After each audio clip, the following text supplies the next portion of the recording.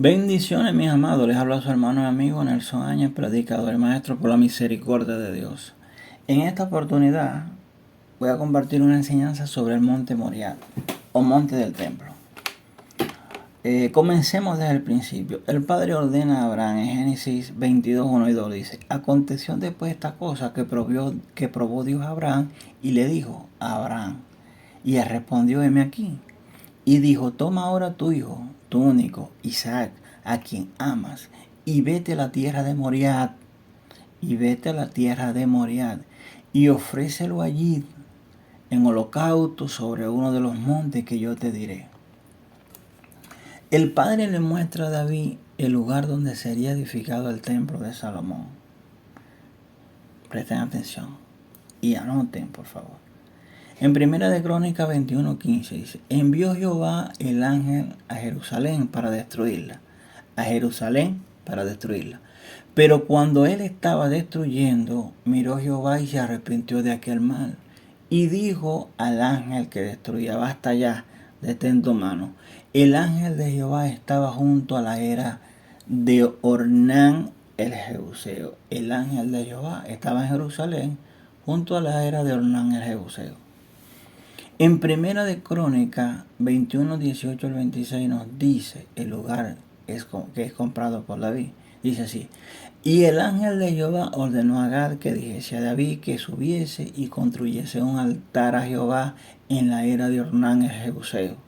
Entonces David subió conforme a la palabra de Gad, conforme a la palabra que Gad le había dicho en el nombre de Jehová.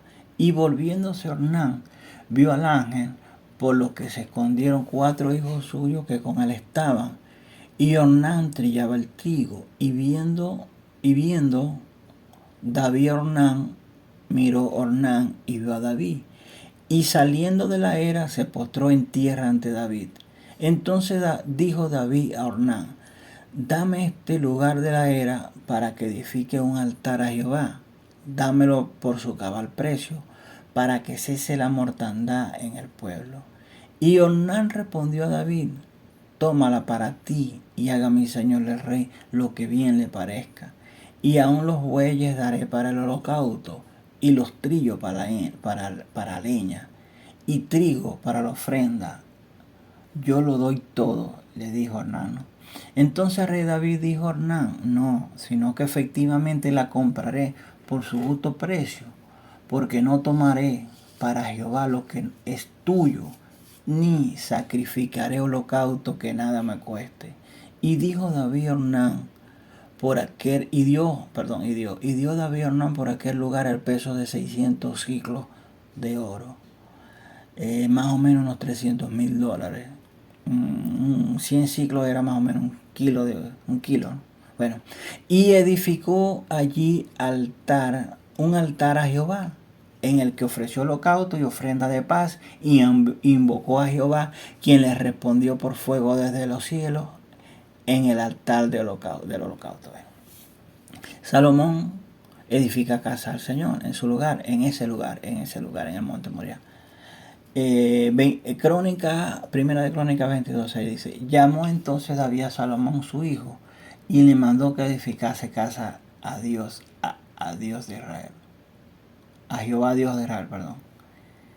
En Segunda de Crónicas 3:1 dice, aquí nos indica exactamente el lugar. Comenzó Salomón a edificar la casa de Jehová, en Jerusalén, en el monte Moriah. Comenzó Salomón a edificar la casa a la casa de Jehová en Jerusalén, en el monte Moriah, que había sido mostrado David su padre, en el lugar que David había preparado en la era de Ornán el Jebuseo. Bueno, vamos a hacer un pequeño resumen sobre el templo de Salomón. Duró más o menos 400 años, destruido por Nabucodonosor en el año 586 a.C. Eso lo podemos encontrar en 2 de Reyes 25:8 al 10, Esdras 5:13. El segundo templo, 500 años antes de Cristo, reconstruido por Zorobabel.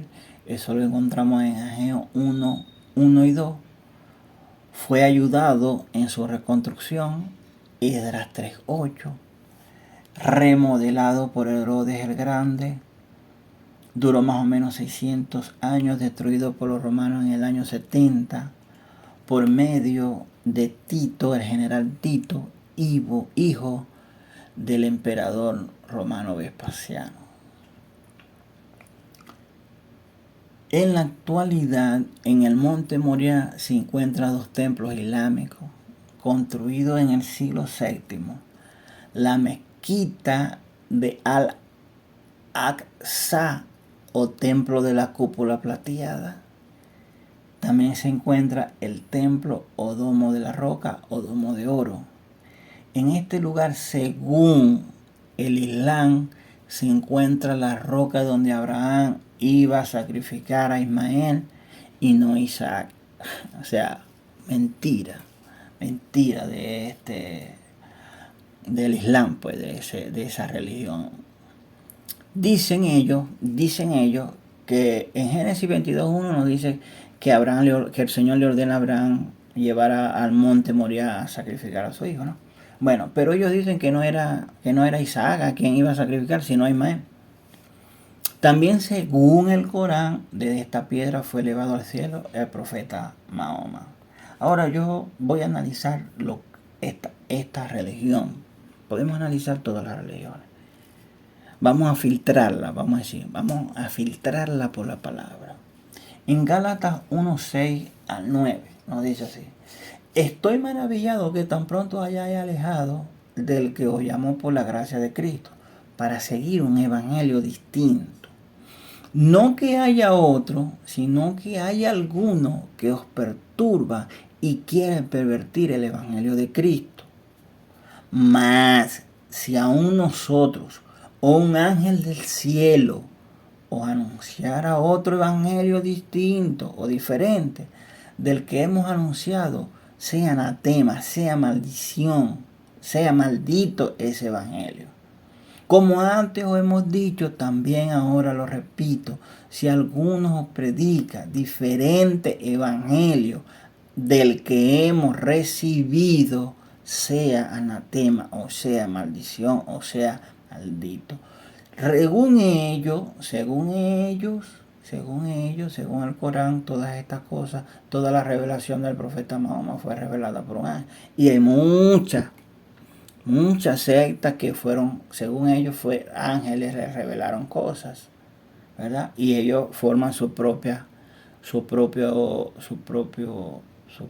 dogmas, sus propias reglas, y lo introducen en el cristianismo, ¿no? Pero aquí nos dice claramente: si aún nosotros, un ángel del Señor, anunciaran otro evangelio distinto que hemos anunciado, sea maldición, ¿verdad? Ahora bien, me quise detener un momentito aquí porque es necesario. Bueno, ¿por qué? Porque estamos hablando del monte Moriah, y en el monte Moriah hay 2 templos que son en honor a la religión islámica, ¿no?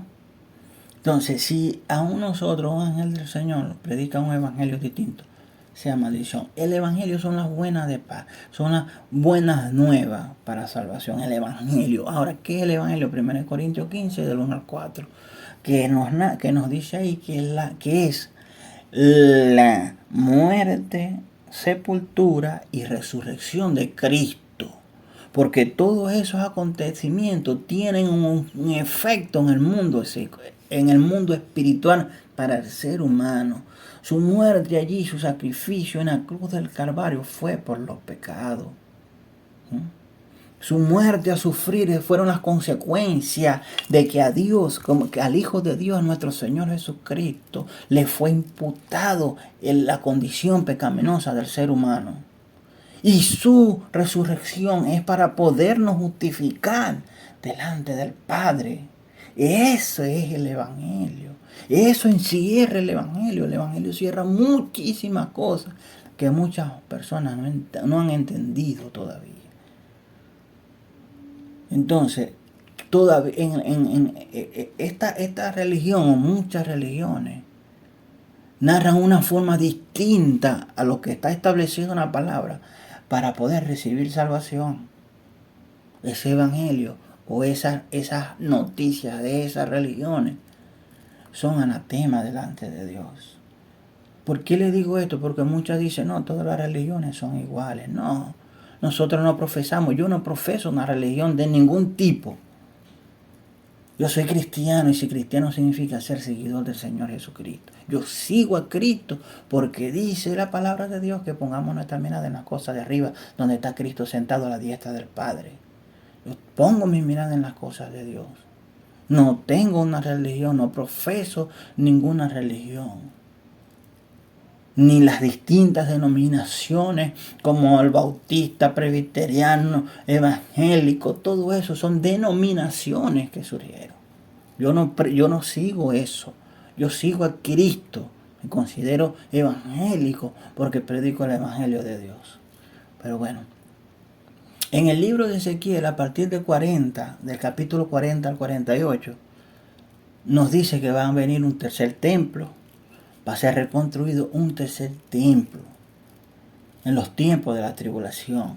Esa preparación ya se ha hecho desde hace tiempo, ya están preparados en el pueblo de Israel para la reconstrucción en el monte, ahí donde estuvo el primero y el segundo templo. Ya esos preparativos están. Solamente están esperando una orden. ¿Orden de quién? No lo sabemos. Ahora, ¿verá la iglesia la reconstrucción del templo? No verá la reconstrucción del templo. Algunos dicen, pero ¿por qué van a reconstruir un templo si ahora nosotros somos el templo, ahora el Espíritu Santo? Porque ahí las reglas van a cambiar. Pero ya ese sería otro tema, ¿no? Quise compartir, mis hermanos, esta enseñanza sobre el Monte Moriah porque no tenemos ni idea. No tenemos ni idea de todo lo que encierran estas cosas, de todas las verdades espirituales que encierran estas cosas. ¿Y quién está atrás de todo esto? De la religión, de las religiones, de estos movimientos, de toda esta cosa está atrás un ser, el enemigo. Porque nuestra lucha no es contra el hombre, sino contra el principado, potestades y huestes espirituales de maldad. Nuestra lucha no es contra el ser humano. El ser humano está cautivo por el pecado y eso trae como consecuencia que el enemigo pueda ministrar a esas personas.